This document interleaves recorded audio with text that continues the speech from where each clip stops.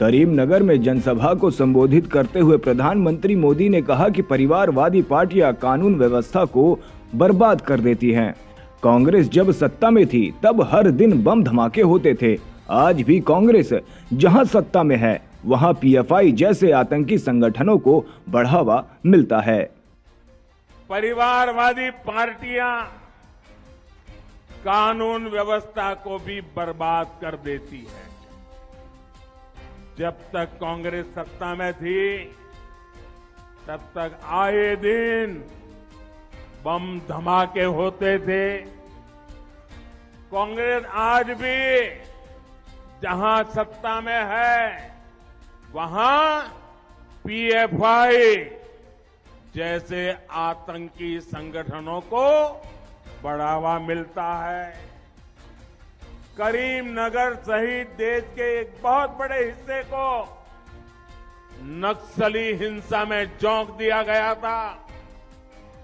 BJP ने आतंकवाद और नक्सलवाद पर करारी चोट की। बीजेपी ने नक्सली हिंसा पर काबू करके जो माहौल बनाया उसका लाभ कोई अच्छी सरकार ले सकती थी, लेकिन परिवारवाद की भलाई में डूबे केसीआर इसका भी फायदा तेलंगाना को नहीं करा पाए। पूरे तेलंगाना के लोग जानते हैं कि कैसे बीआरएस ने यहां की कानून व्यवस्था को बर्बाद कर दिया है। चुनाव आयोग द्वारा तेलंगाना सरकार को रायतू बंधु योजना के तहत वितरण रोकने के लिए कहने पर एआईएमआईएम प्रमुख असुद्दीन ओवैसी ने कहा कि कांग्रेस पार्टी ने इस पर आपत्ति जताई। ये तो पहले से चल रही योजना है, इसमें कांग्रेस को क्या आपत्ति है? अगर कोई नई योजना होती तो हम समझ सकते थे। अचानक कांग्रेस पार्टी का ये बोलना कि इस योजना को रोक देना चाहिए, इससे साफ जाहिर होता है कि वे किसानों को फायदा नहीं पहुंचाना चाहते हैं। कांग्रेस पार्टी को आपत्ति क्या है भाई? अगर कोई नई स्कीम होती है तो हम समझ सकते थे। ये तो नई स्कीम नहीं है जो कल शुरू की गई या इस चुनाव से पहले शुरू की। तो बरसों से केसीआर इसको कर रहे हैं और उनकी सरकार ये दे रही है। तो अचानक कांग्रेस पार्टी का ये बोलना कि इसको नहीं दिया जाना चाहिए, इससे साफ जाहिर होता है कि वो किसानों को फायदा नहीं पहुंचाना चाह रहे हैं। अरे भाई, अगर दे रहे हैं कि उसमें गलत बात क्या है? क्या होने वाला है? क्या किसानों को फायदा ही तो होगा ना। आप उसको रुका दिए हैं, इसका गलत मैसेज जा रहा है पूरे तेलंगाना में कि कांग्रेस पार्टी ने ये आपकी रायतू बंधु को रुका दिया है।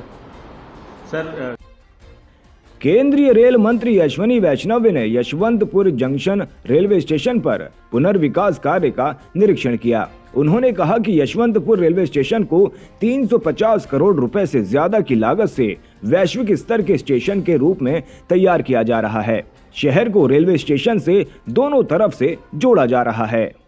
So Yashwantpur station is being taken up as a major redevelopment program where more than 350 crore rupees is being invested to develop this as a world-class railway station. We are on the second side of the railway station, the second entry. So what is our Prime Minister's vision to connect both sides of the city using the railway station? That is getting realized by the design of this station. So both sides will get connected, both sides will have an entry, and there will be a roof plaza, very broad, very big roof plaza where people can wait in a very comfortable way, children can play, local products can be displayed and sold. So in a very nice way, what we have seen in all over the world, that kind of railway station is being developed at Yashwantpur. IMD के वरिष्ठ वैज्ञानिक R K. जेनामणि ने कहा कि आज मुख्य रूप से उत्तराखंड और हिमाचल प्रदेश के लिए अलर्ट जारी कर रहे हैं कि ओले गिर सकते हैं और बिजली गिरने और गरज के साथ बारिश का भी अलर्ट है। दिल्ली में अगले 18 घंटे बादल छाए रहेंगे। उत्तराखंड के लिए, हिमाचल के लिए आज हम लोग वार्निंग दे रहे हैं कि ओले गिर सकता है, लाइटनिंग थंडरस्टॉर्म होगा। और जो विदर्भ इलाका है वहाँ भी हम लोग ओले गिरने का और लाइटनिंग थंडरस्टॉर्म का दे रहे हैं ये WD के वजह से। और मध्य प्रदेश तो रहेगा ही रहेगा, मेनली पूर्व मध्य प्रदेश। 24 आवर के बाद ये WD वीक हो रहा है, बाई टुमारो 28 मॉर्निंग। और दिल्ली का जहाँ इम्पैक्ट है, दिल्ली में क्लाउडिंग मेनली रहा, कहीं एक दुका जगह पर अगर ड्रिजिल हुआ होगा, अभी हमारे पास कोई रिपोर्ट नहीं है, लेकिन क्लाउडिंग कंटिन्यूसली परसिस्ट कर रहा है। ये नेक्स्ट 12 आवर्स 18 आवर्स रहेगा। और जैसे WD के साथ होता है, मैं जैसे बताया ये WD काफ़ी यूनिक WD है, क्योंकि ये जो WD है पंजाब हरियाणा में बारिश नहीं दिया, उत्तरी राजस्थान में नहीं दिया, ये नीचे दिया, गुजरात में दिया, महाराष्ट्र में दिया, मध्य प्रदेश में दिया, ठीक है ना। सो इसकी स्पेसिफिकेशन यही है कि वो अरेबियन सी सिस्टम के साथ जो ईस्टर्ली है उसके साथ इंटरेक्शन किया और काफ़ी रेन दिया। इतना रेन नहीं मिलता है नॉर्मली। जो वैल्यू हमारे पास आया है अप टू 150 मिलीमीटर हुआ है गुजरात, महाराष्ट्र एंड मध्य प्रदेश में। Heavy rainfall, very heavy rainfall, और ओले भी गिरा है काफ़ी जगह पर। और ये जो है क्रॉप का जो मैच्योर पीरियड होता है, धान एंड अदर्स, तो इसलिए वार्निंग हम लोग ऑरेंज कलर भी दिया था। जेडीयू के राष्ट्रीय अध्यक्ष राजीव रंजन सिंह ने कहा कि गृह राज्य मंत्री नित्यानंद राय हवाई नेता है, उनको क्या पता मेरी पार्टी में क्या हो रहा है। विवादित बयान देते रहते हैं। 2024 नजदीक आ रहा है, पता चल जाएगा। उपेंद्र कुशवाहा तो अपनी कुछ सीटों के लिए सौदा कर रहे हैं। वो उनको क्या पता है कि मेरी पार्टी में क्या है नहीं है, वो अपना कहानी बनाते हैं। तो वो अगर ये सब बात नहीं बोलते तो कोई छपता उसका, उस मीटिंग का कोई खबर छपता? कोई खबर तो कहीं चलता नहीं उस मीटिंग का, इसलिए कि उसमें 80 गो 82 गो मंच पर और 82-85 आदमी नीचे। तो टोटल बापू सभागार की क्षमता जान लीजिए, और उनके नेता और श्रोता, वक्ता और श्रोता दोनों को जोड़ के संख्या मिला लीजिए, बराबर है। जितना वक्ता उतना से होता। तो इसी तरह की बात, अनर्गल बात कहेंगे नहीं तो फिर मीडिया में छपेंगे कैसे? तो उनको अपने छपने के लिए बोलना है कुछ, उनको बोलते रहने दीजिए। अभी 2024 नजदीक आ रहा है ना, पता चल जाएगा। छोड़िए ना, उनका तो मतलब ही नहीं है। वो तो बेचारा अपना बेचारा बार्गेन कर रहे हैं, कुछ सीट उठ करके एक आध को बड़ उड़ जाए, वो बेचारे उसी में लगे हुए हैं। करीमनगर में जनसभा को संबोधित करते हुए पीएम मोदी ने कहा कि आज पूरा तेलंगाना एक ही बात कर रहा है कि तेलंगाना में पहली बार आ रही है भाजपा सरकार। भाजपा ने आपसे वादा किया है कि तेलंगाना में भाजपा का पहला मुख्यमंत्री ओबीसी समाज से ही होगा। आज पूरा तेलंगाना एक ही बात कर रहा है। गांव हो, शहर हो, मैं जहां जहां गया हूं, तेलंगाना एक ही बात बोल रहा है।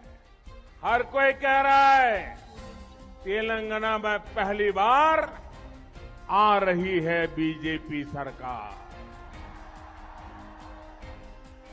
मेरे साथ बोलेंगे आप? मेरे साथ बोलेंगे? मैं कहूंगा तेलंगाना में पहली बार, आप सब बोलेंगे आ रही है बीजेपी सरकार। तेलंगाना में पहली बार, तेलंगाना में पहली बार, तेलंगाना में पहली बार मोदटी सारी तेलंगानालो बीजेपी ప్రభుత్వం ఏర్పాటు కానుంది।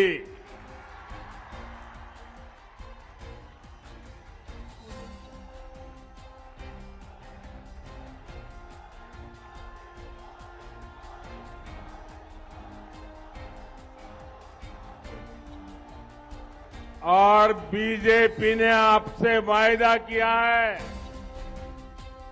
बीजेपी सरकार में पहला सीएम बीसी समाज से ही होगा।